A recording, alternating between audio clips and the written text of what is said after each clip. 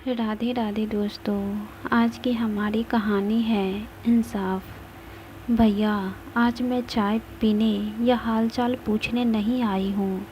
मैं बाप की संपत्ति में अपना कानूनी हिस्सा लेने आई हूँ। आज फैसला करके ही जाऊँगी। आप मुझे मेरा हिस्सा दे दीजिए। रसोई में खड़ी भाभी वंदना ने जैसे ही ये शब्द सुने, उसके हाथ रुक गए। उसने गैस बंद की, आंचल कमर में खोसा और तेज कदमों से बाहर आकर बोली, अच्छा, तो आखिर तुम्हारे मन की बात जुबां पर आ ही गई। इतने सालों से जो मिठास दिखा रही थी, उसका असली कारण यही था। आज समझ में आया। रागिनी ने बिना झिझके कहा, भाभी, मीठा बनने की ज़रूरत मुझे नहीं है। ये घर मेरे पिता का है और उस संपत्ति पर मेरा भी उतना ही हक है जितना मेरे भाई का। मैं भी उनकी बेटी हूँ, कोई पराई नहीं। इतने में उसका भाई निखिल भी बाहर आ गया। उसने माहौल शांत करने की कोशिश करते हुए कहा, रागिनी, बैठकर आराम से बात करते हैं।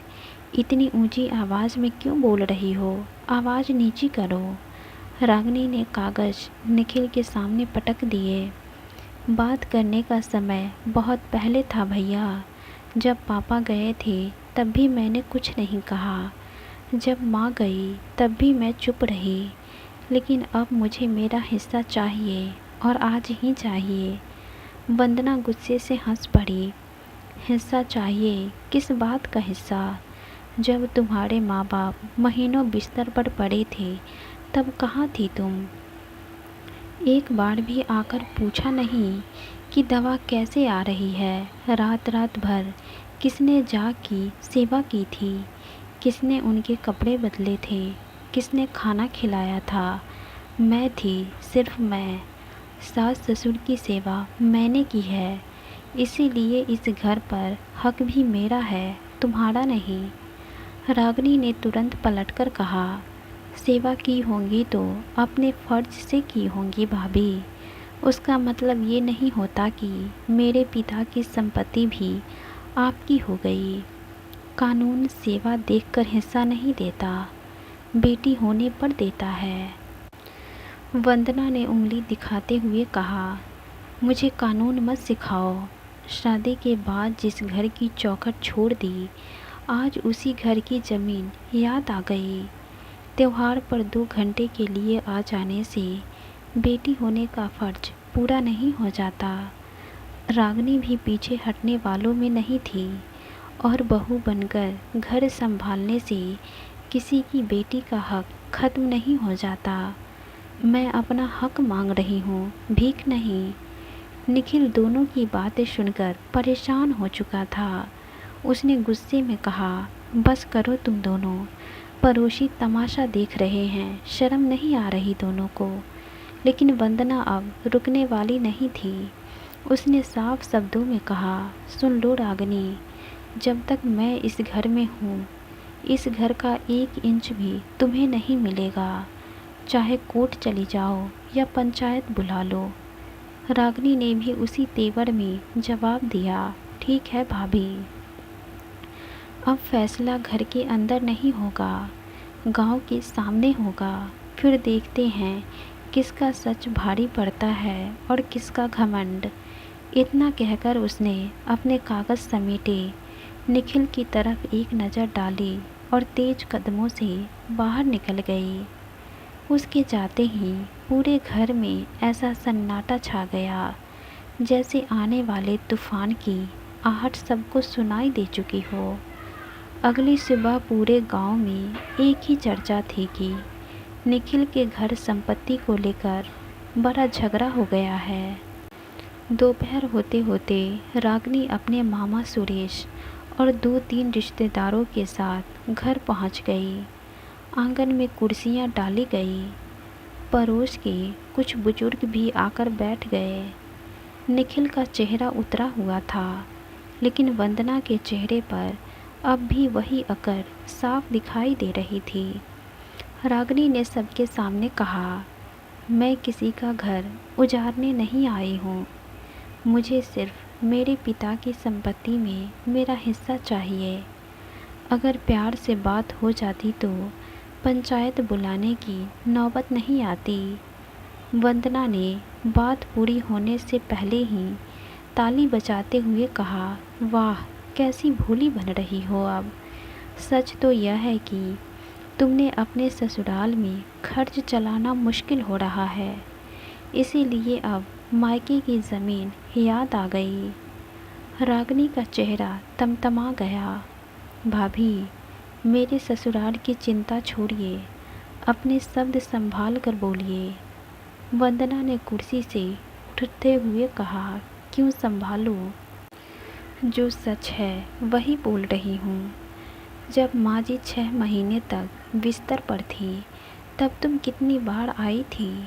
जब बाबूजी को अस्पताल ले जाना होता था तब किसने अपनी चूड़ियाँ बेचकर उनका इलाज कराया था? मैंने। तब तुम कहाँ थी? रात रात भर किसने उनकी सेवा की? मैंने। और आज तैयार घर देखकर हिस्सा लेने चली आई हो। लाज शर्म नहीं है क्या तुम्हारे अंदर? सेवा करने में पीछे और हिस्सा लेने में आगे। रागिनी ने भी गुस्से में जवाब दिया, सेवा का एहसान मत गिनवाइए। आपने उनकी बहू होने का फ़र्ज निभाया था, कोई दान नहीं किया था।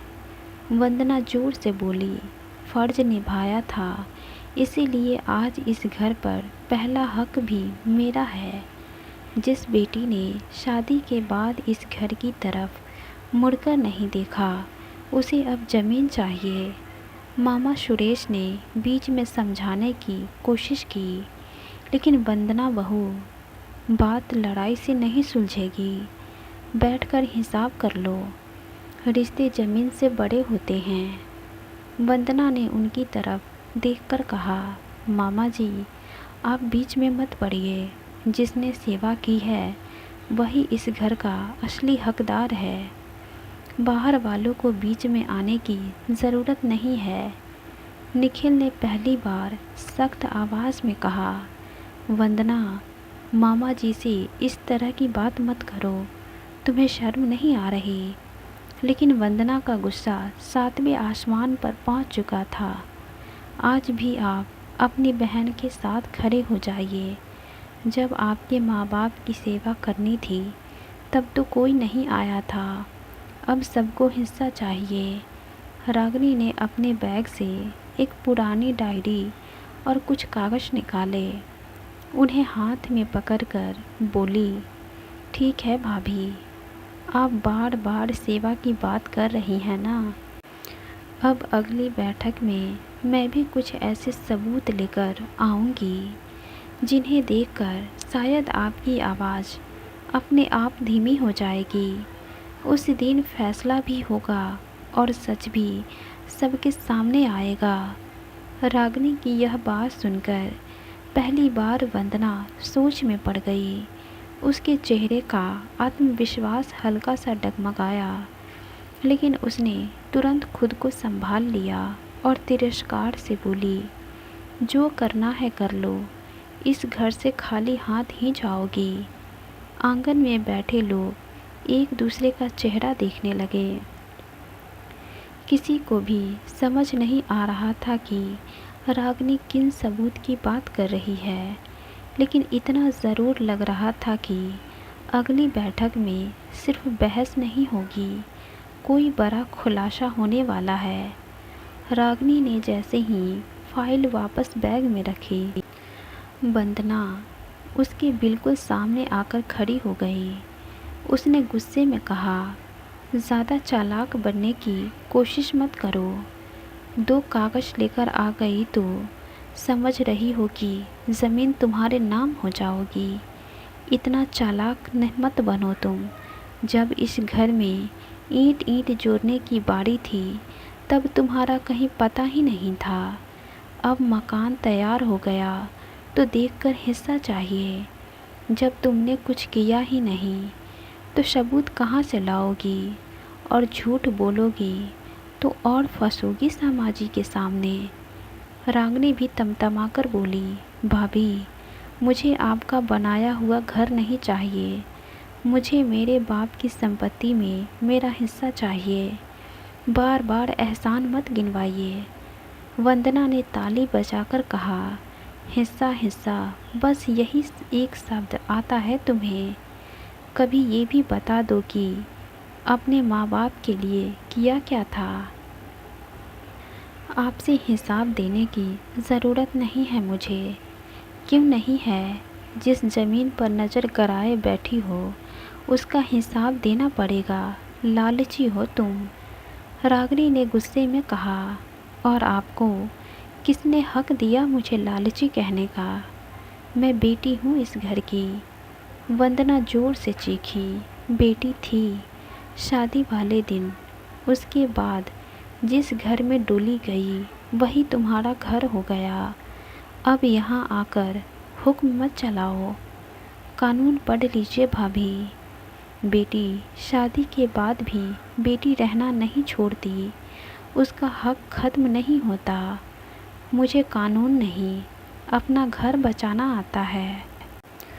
दोनों की आवाज़ इतनी तेज हो गई कि बाहर खड़े पड़ोसी भी आंगन में झांकने लगे। निखिल ने बीच में आकर कहा, बस करो दोनों, तमाशा मत बनाओ। वंदना ने निखिल को ही झिझक दिया। आप चुप रहिए। आज अगर हमने और आपने बहन का साथ दिया तो याद रखिए, इस घर में मेरी भी कोई जगह नहीं बचेगी।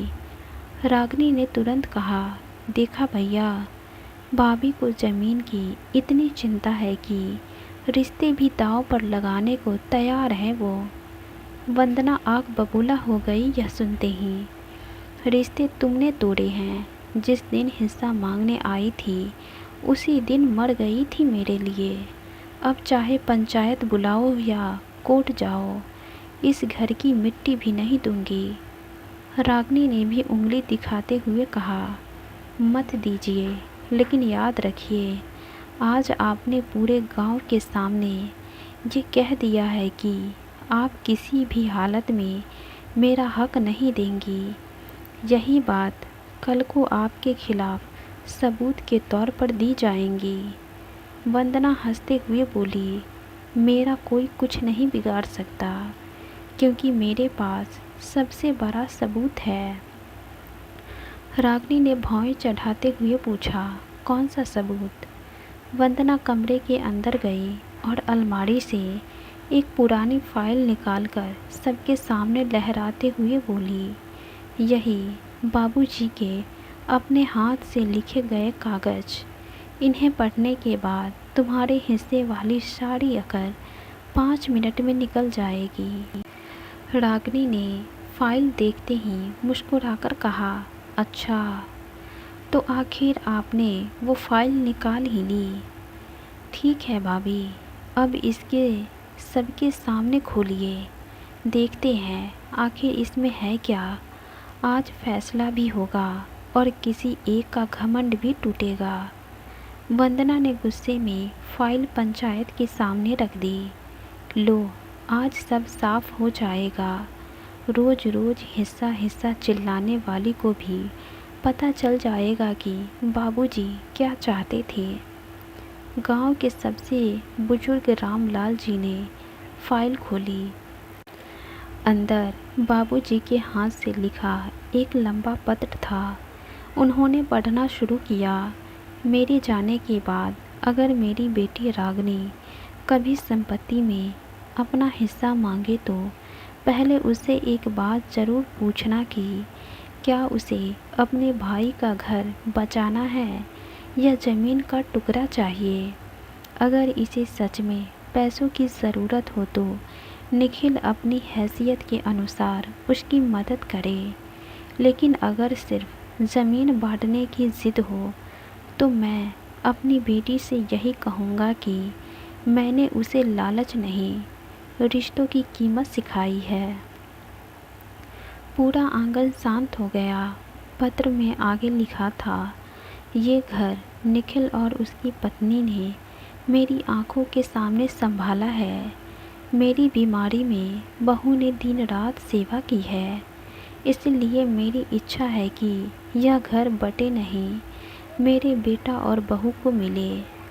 मेरी बेटी अगर अपने पिता की सीख को याद रखेगी तो कभी इस घर में दीवार खड़ी नहीं होने देगी।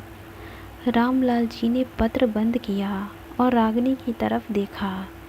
बेटी, कानूनी बात अपनी जगह है, लेकिन आज हम तुम्हारे पिता की आखिरी इच्छा पढ़ रहे हैं। अब फैसला तुम्हें करना है। रागिनी का चेहरा उतर चुका था। अभी तक जो आवाज़ पूरे आंगन में सबसे ऊंची थी, वही अब कांप रही थी। उसने धीरे से निखिल की तरफ देखा। निखिल की आंखों में आंसू थे, लेकिन उसने एक शब्द भी नहीं कहा, क्योंकि वो अपनी बहन को बहुत मानता था। इसलिए पूरी बहस में भी उसने उससे कुछ नहीं कहा। कुछ पल बाद रागिनी ने अपने बैग से सारे कागज़ सबके सामने फाड़ दिए और भर्राई हुई आवाज़ में बोली, भैया, मुझे माफ़ कर दो, मुझसे गलती हो गई। मैंने जीतने आई थी, लेकिन आज समझ आया कि अगर ये घर बट जाता तो सबसे बड़ी हार मेरी ही होती। मेरा मायका हमेशा के लिए छूट जाता। वंदना कुछ नहीं बोली। उसने बस रागिनी को देखा। रागिनी उसकी तरफ मुड़ी और बोली, भाभी, आपने मुझे बहुत कड़वी बातें सुनाई। उनका दुख रहेगा, लेकिन मैं भी जिद में अंधी हो गई थी। मुझे लगा सिर्फ हिस्सा ही मेरा सम्मान है। आज बाबूजी की लिखी बात ने मुझे समझा दिया कि सम्मान रिश्ते बचाने में है, तोड़ने में नहीं। वह निखिल के पैरों के पास बैठ गई और रोते हुए बोली, आज के बाद मैं इस घर की ज़मीन का नाम भी नहीं लूँगी कभी। मेरा हिस्सा अगर कहीं है तो बस इस घर के प्यार में है, आपकी और भाभी के प्यार में है। रामलाल जी ने गहरी सांस लेते हुए कहा, संपत्ति बंटने से पहले अगर लोग अपने माँ बाप की सीख पढ़ लिया करें, उसे याद कर लिया करें, तो आधे झगड़े वहीं ख़त्म हो जाए। उस दिन रागिनी खाली हाथ अपने ससुराल लौटी, लेकिन पहली बार उसे एहसास हुआ कि लालच में जीती हुई लड़ाई भी इंसान को अंदर से हरा देती है। वही उसके जीवन का सबसे बड़ा सबक बन गया। अगर कहानी दिल को छू गई हो तो लाइक, शेयर और सब्सक्राइब ज़रूर करें। धन्यवाद।